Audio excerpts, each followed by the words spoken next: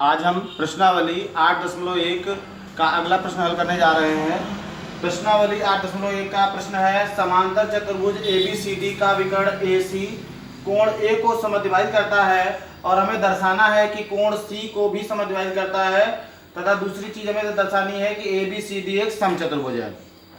इसके लिए हमने क्या किया, एक ABCD समांतर चतुर्भुज बना लिया है जिसमें उन्होंने बताया था कि AC कोण A को समद्विभाजित कर रहा है, यानी कि AC एक विकर्ण खींचा जो कोण A को समद्विभाजित करता है।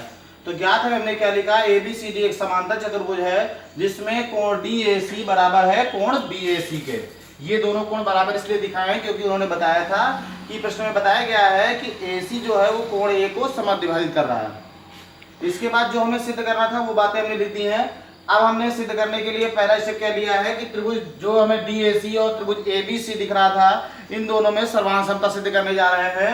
तो सर्वांग समता सिद्ध करने में हमने AC बराबर AC, क्योंकि उभयनिष्ठ भुजा है, कोण DAC बराबर है कोण BAC के, अर्थात DAC बराबर कोण BAC हमें बात ज्ञात है। AB बराबर है CD के, क्योंकि समांतर चतुर्भुज की सम्मुख भुजाएं बराबर होती हैं, इसलिए त्रिभुज DAC सर्वांगसम है त्रिभुज ABC के। और जब सर्वांगसम है तो हम कह सकते हैं कि ये कोण भी आपस में बराबर होंगे। तो DCA बराबर है कोण ACB के। जब ये दोनों का कोण बराबर हो गए तो इसका मतलब है कि AC जो है, जो कोण A को समद्विभाजित कर रहा था, वो कोण C को भी समद्विभाजित कर रहा है।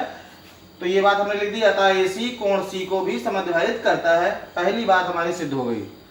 दूसरी बात है कि ABCD एक समचतुर्भुज है और हम लोगों को मालूम है समचतुर्भुज की सभी भुजाएं आपस में बराबर होती हैं। ये हमें सिद्ध करना है। AB, क्योंकि हम लोगों को मालूम है अभी सर्वांग समता हमने सिद्ध की है, तो इस आधार पर AB और AD आपस में बराबर हैं। और AB और DC क्योंकि समांतर चतुर्भुज की सम्मुख भुजाएं हैं इसलिए बराबर है। और AD और BC भी हमारी क्यों बराबर है, समांतर चतुर्भुज की सम्मुख भुजाएं बराबर होती हैं। क्योंकि ये दोनों बातें हमने क्यों लिखी हैं, क्योंकि समांतर चतुर्भुज की सम्मुख भुजाएं बराबर हो सकती हैं। तो हम AB बराबर है AD के, AB बराबर है DC के और AD बराबर है BC के। इस आधार पर हम कह सकते हैं कि AB, BC, DC और AD आपस में बराबर है। अतः सभी भुजाएं जब बराबर है तो हम कह सकते हैं कि ABCD एक समचतुर्भुज है। इस प्रकार हमारा ये प्रश्न समाप्त हो गया है।